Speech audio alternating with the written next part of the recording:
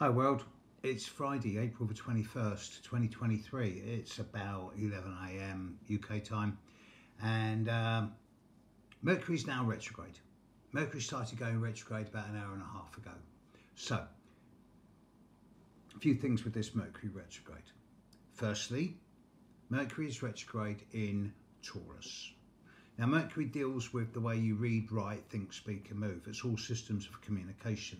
The communication you have with yourself, mentally, with others, verbally, with the world through social media, travelling, various devices.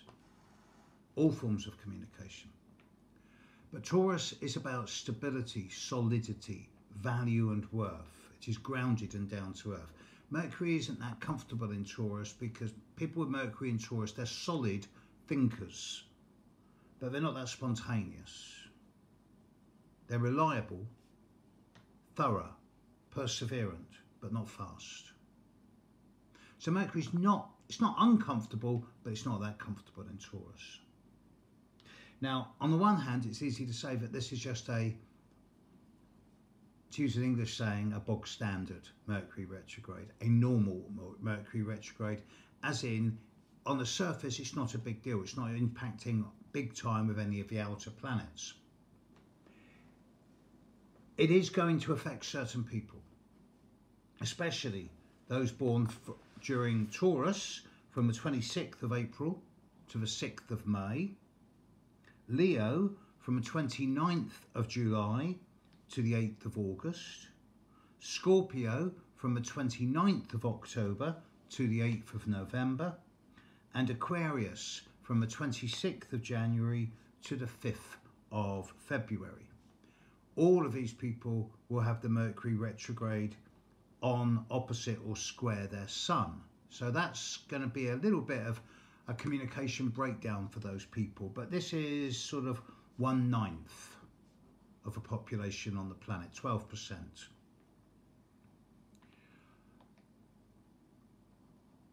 And sure, normal Mercury retrograde rules apply. You know, there might be a delay in transport systems, there might be postal delays, emails might get lost. People go, oh, I didn't know you meant that, or I thought you meant this. You know, normal for Mercury retrograde. But underlying this Mercury retrograde is a little bit more complicated for two separate reasons. Firstly, Mercury went retrograde this morning. It's at 15.5 degrees, close to, but not exactly, conjunct Uranus. The eclipse of the full moon that's coming up, with the moon in Scorpio in 2 weeks' time on the 5th of May, will be at 15 degrees of Scorpio. So the Mercury retrograde of today, now, is taking place exactly opposite the eclipse point in 2 weeks' time. Also, the Mercury retrograde of today is taking place in exactly the same place as the Sun will be on the 6th of May, the coronation of King Charles. And it suggests to me that over the coming couple of weeks, whilst Mercury is retrograde and whilst we're in between eclipses, there's going to be a lot of toing and froing and uncertainty and doubt. Is it going to happen? Is it going to work the way it thinks? I mean, it is a lousy time. You do not crown a king immediately after two big eclipses, especially on the Samhain and Beltane points. We're approaching astrological Beltane. The astrological Beltane will be on the 5th/6th of May. This is the time of the Beltane fires, when the fires would be built really big and the young bucks would jump the fires. And those who could jump the highest fires would be the most virile. It's not the time to crown a king. It's a time to choose a king, but not to crown them. You don't crown a king on a full moon in Scorpio. You just don't. But anyway, they're going ahead. So either the royal astrologers have knowledge to some information which I don't, or they're not using astrologers, which I find pretty difficult to believe, or there's something else at work much deeper here, which I can only guess at. I do suspect that over the coming couple of weeks we're going to see a lot of uncertainty.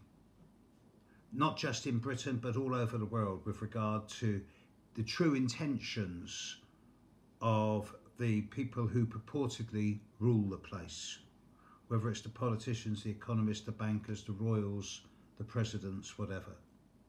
So I repeat what I said a couple of days ago. Over this next few weeks, don't believe everything you're being told. Mercury will be retrograde now for about 3 weeks. It will stop going retrograde around, I don't know, around about the 10th of May, something like that, 11th of May, 6th of May, something like that. And it's in Taurus, so there's going to be a little bit of muddled thinking out there. So really, especially if you're one of those people on those dates I mentioned earlier, this is not a good time for making major changes of plan. Don't change course. Don't suddenly rewrite all your travel plans.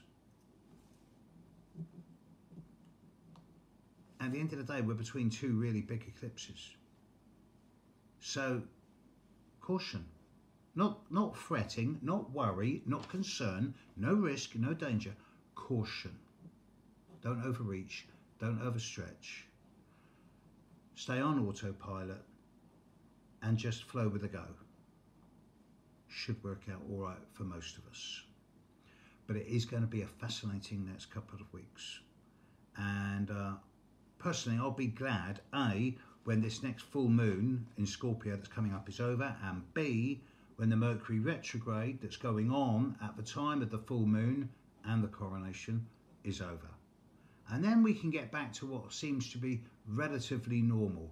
But there is this undercurrent in the background that suggests there's bigger fish frying, there's bigger things afoot here. And this year is shaping out to have some pretty big ramifications coming up, particularly around mid-May, with what I see as the most volatile time of the year, with that massive lineup of Mars, Jupiter and Pluto. But we'll come to that another time in a week or so. Plenty of time to prepare for that one yet. Meantime, right now, Mercury's just gone retrograde. Don't make big changes, at least for the next couple of days. Catch you later, world. Bye.